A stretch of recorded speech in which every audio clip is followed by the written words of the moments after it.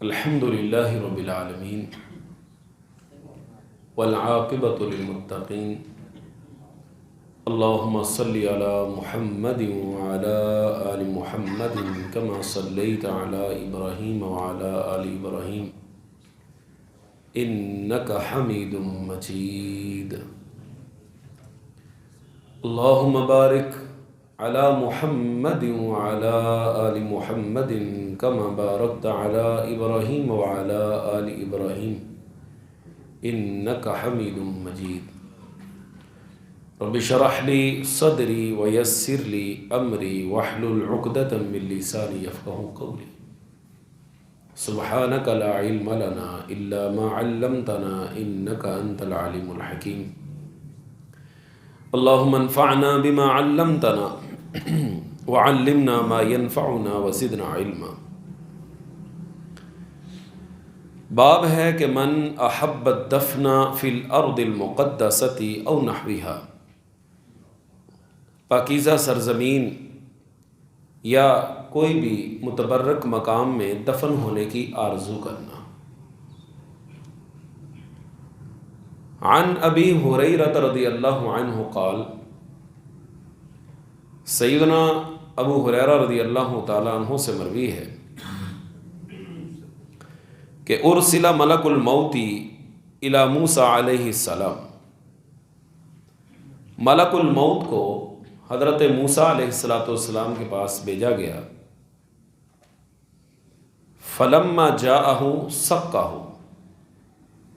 اصل میں انبیاء کا یہ خاصہ ہے کہ ملک الموت جب ان کے پاس آتا ہے تو اجازت لے کر آتا ہے، جیسا کہ نبی علیہ السلام کے پاس بھی موت کا فرشتہ ملک الموت جو ہے وہ اجازت لے کر آیا۔ یہاں پر ایک اور چیز بھی محسوس ہوتی ہے کہ عام طور پر موت کے فرشتے کا نام عزرائیل کہا جاتا ہے۔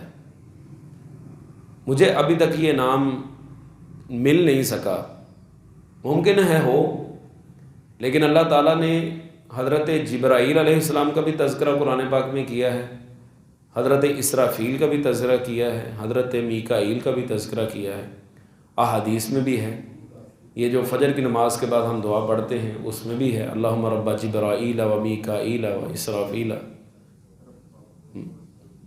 و رب محمد اعوذ بک من النار، مطلب یہ تینوں فرشتوں کے ناموں کا تذکرہ تو ہے، لیکن اسرائیل کے نام کے ساتھ کوئی تذکرہ نہیں ملتا۔ ملک الموت جو لفظ ہے یہ قرآن میں بھی استعمال ہوا ہے اور حدیث میں بھی آپ کے سامنے ہے۔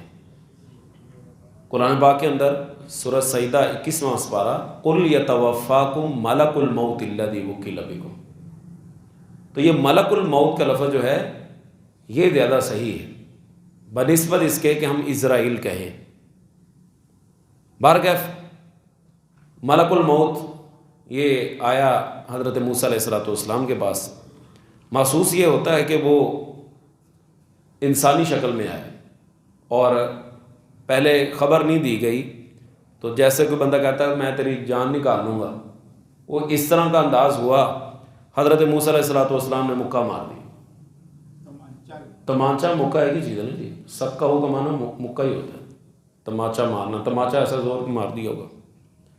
فرجع الی ربہ، فرشتہ جو ہے یہ اللہ تعالیٰ کے پاس چلا گیا۔ فقال ارسلتنی الی عبد لا یرید الموت، آپ نے مجھے ایسے بندے کے پاس بھیجا ہے جو مرنا نہیں چاہتا۔ فرد اللہ علیہ عینہ، آنکھ پھوٹ گئی تھی، اللہ نے آنکھ بھی ٹھیک کر دی۔ وقال ارجع، واپس جاؤ، فقل لہ یضع یدہ علی متن ثور، اور جا کے موسیٰ سے کہو کہ وہ اپنا ہاتھ ایک بیل کی پیٹھ پر رکھیں، فلہ بکل ما غطت بہ یدہ بکل شعرۃ سنۃ، تو ان کے ہاتھ کے نیچے جتنے بھی بال آئیں گے ہر بال کے بدلے انہیں 1 سال کی زندگی دے دی جائے گی۔ قال ای ربی ثم ماذا، حضرت موسیٰ علیہ السلام نے کہا اے میرے رب پھر کیا ہوگا؟ قال ثم الموت، پھر موت ہی، آخر موت۔ آج نہیں تو کل آنی ہی موت ہے۔ قال فالآن، تو پھر اللہ ابھی قبض کر لے، ابھی فوت کر دے۔ فسأل اللہ، اللہ سے سوال کیا، ان یدنیہ من الارض المقدسۃ رمیۃ بحجر، کہا ہے اللہ ایک پتھر پھینکنے کی مقدار کے برابر ارض مقدس کے قریب کر دے، یعنی جب جان قبض کرنی ہے نا تو ارض مقدس کے قریب کر دے۔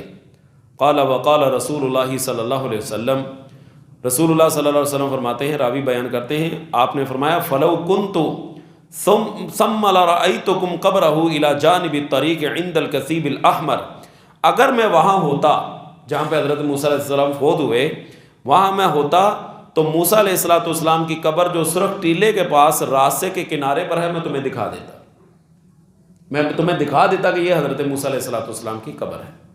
تو یہاں سے ثابت یہ امام بخاری رحمہ اللہ نے کیا ہے، اگر کوئی بندہ اس چیز کی خواہش رکھتا ہے، یا اللہ مجھے مکے میں موت دینا، یا اللہ مجھے بیت اللہ کے اندر موت دے دینا، یا مجھے اللہ مدینہ کے اندر رکھ لینا، لیکن یہ جو بات ہے موت کی یہ دبے لفظوں میں کرنی، واضح لفظوں میں، یا اللہ مجھے یہی رکھ لے، میں واپس نہیں جانا چاہتا، اشارتاً، کیونکہ رسول اللہ صلی اللہ علیہ وسلم نے ہی واضح لفظوں میں موت کی تمنا کرنے سے بھی منع کیا ہے۔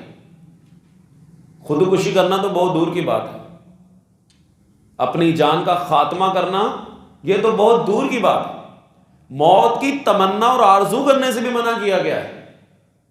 آپ نے فرمایا لا یتمنین احدکم الموت، تم میں سے کوئی بندہ بھی موت کی تمنا نہ کرے، فإن کان لا بد، اور اگر اس کے لیے بہت ضروری ہے، کوئی ایسی تکلیف نازل ہو چکی ہے، تو پھر اللہ سے اس انداز کے ساتھ دعا کرے اللہم احیینی ما کانت الحیات خیرا لی وتوفنی ما کانت الوفات خیرا لی، اے اللہ جب تک میرا زندہ رہنا بہتر ہے مجھے زندہ رکھ، اور جب میرا فوت ہونا بہتر ہے تو مجھے فوت کر دے۔ یہ تمنا نہیں کرنی جس طرح ہمارے ہاں ہوتی ہے، میں تو اک گیا ہوں ان مصیبتوں سے، یا اللہ مجھے اٹھا ہی لے، یا اللہ مجھے موت ہی دے دے، نہیں، یہ تمنا نہیں کرنا۔ خودکشی کرنا اس سے اگلا سٹیپ ہے، اس کا تو تصور بھی نہیں کیا جا سکتا۔ کیوں؟ اس لیے کہ جن سانسوں کا آغاز کرنے کا میرے پاس کوئی اختیار نہیں، آپ اس دنیا میں اپنی مرضی سے ہیں، اللہ تعالیٰ نے بھیجا ہے، ہماری سانسوں کا آغاز ہم نے خود کیا، یہ اللہ رب العالمین نے کیا۔ جس طرح ان سانسوں کا آغاز کرنے کا اختیار میرے پاس نہیں ہے، ان کو ختم کرنے کا بھی مجھے کوئی اختیار نہیں۔ یہ مصیبتیں ہیں، تکلیفیں ہیں، اور بھائی یہ جو تم خودکشی کر رہے ہو یہ اس سے بڑی مصیبت ہے۔ رسول اللہ صلی اللہ علیہ وسلم کا فرمان ہے نا کہ جو بندہ جس انداز کے ساتھ اپنا خاتمہ کرتا ہے، اللہ تعالیٰ قیامت تک اس کو یہ سزا دیں گے، وہ قیامت تک خودکشی اسی انداز کے ساتھ کرتا رہے گا۔ بلکہ آپ صلی اللہ علیہ وسلم نے تو اس بندے کا جنازہ نہیں پڑھایا جس نے خودکشی کی۔ اس سے بڑا یعنی اور کیا سخت قسم کا معاملہ ہو سکتا ہے، لیکن ہمارے ہاں جس بندے کے اوپر حالات اوپر نیچے آ جاتے ہیں، وہ اللہ کی رحمت سے ایسی نا امیدی اختیار کرتا ہے، اور پھر ایسے جذباتی اور جناب ایموشنل بلیک میلنگ والا حساب، کلمات لکھ کے کہ میرا کچھ پورا نہیں ہو رہا تھا، میرا یہ نہیں ہو رہا تھا۔ وہ رب العالمین جب اس وقت بھی دے رہا تھا جب میں مانگنے پر قادر نہیں تھا، اب میں مانگنے کے پر قادر ہوں، میں اللہ سے مانگ سکتا ہوں، تو کیا اب نہ دے گا؟ کیا وہ رب تعالیٰ اب نہیں دے گا؟ بچہ دنیا میں بعد میں آتا ہے، اللہ رزق اس کا پہلے دنیا میں بھیج دیتا ہے۔ لا تیأسوا من روح اللہ انہ لا ییأس من روح اللہ الا القوم الکافرون، اللہ کی رحمت سے نا امید نہ ہونا۔ حضرت یعقوب علیہ السلام نے اپنے بیٹوں کو روانہ کیا تھا نا کہ جاؤ حضرت یوسف علیہ السلام کو تلاش کر کے لے کے آؤ، بنیامین کو بھی۔ اور ہاں اللہ کی رحمت سے نا امید نہ ہونا، یاد رکھنا اللہ کی رحمت سے نا امید کافر لوگ ہوتے ہیں، نا امیدی کفر ہے۔ بندہ مومن اللہ تعالیٰ کی رحمت سے نا امید نہیں ہوتی۔ اگر خوشی کے ایام اس نے دکھائے ہیں، غمی کے ایام آگے ہیں، تو خوشی پھر اللہ دکھا دے گا۔ رات کے بعد دن کا آنا بالکل بدیہی ہے، وہ آنی ہی آنی۔ اس لیے یہ جو ہمارے ہاں ایک انداز ہے، اللہ معاف فرمائے، اپنی زندگی کا خاتمہ کر لینا.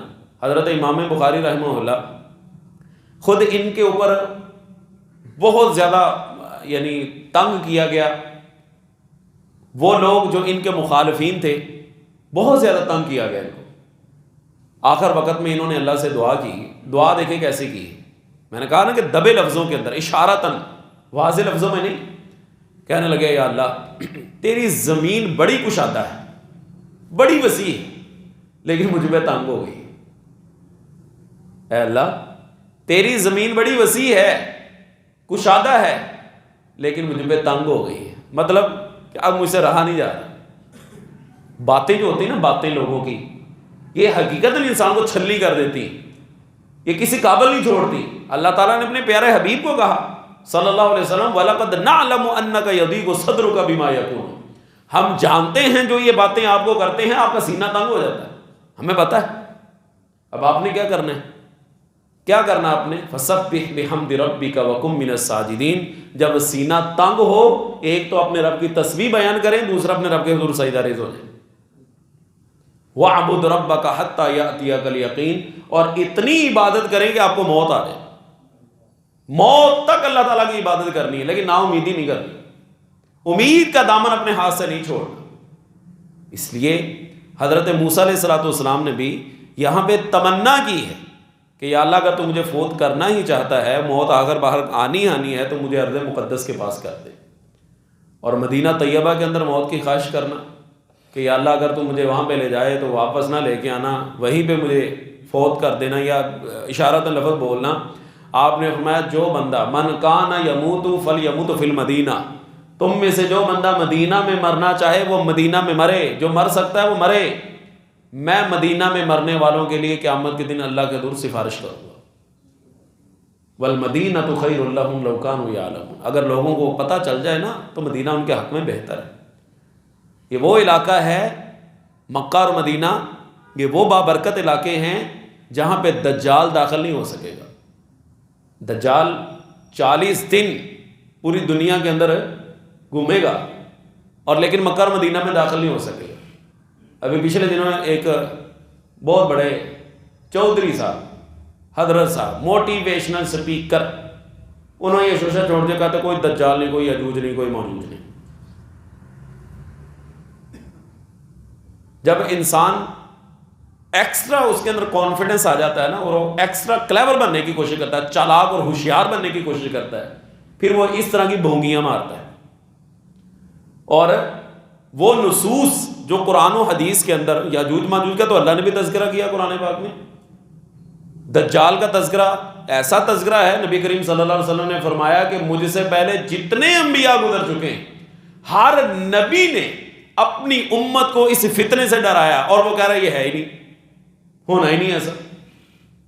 حتیٰ کہ امام طاؤس رحمہ اللہ کے بارے میں نے پڑھا، انہوں نے اپنے بیٹے سے پوچھا کہ آخری تشہد کی دعا ہم پڑھتے ہیں نا، اللہم انی اعوذ بک من عذاب القبر واعوذ بک من عذاب جہنم واعوذ بک من فتنۃ المسیح الدجال، اس میں دجال کا تذکرہ آتا ہے.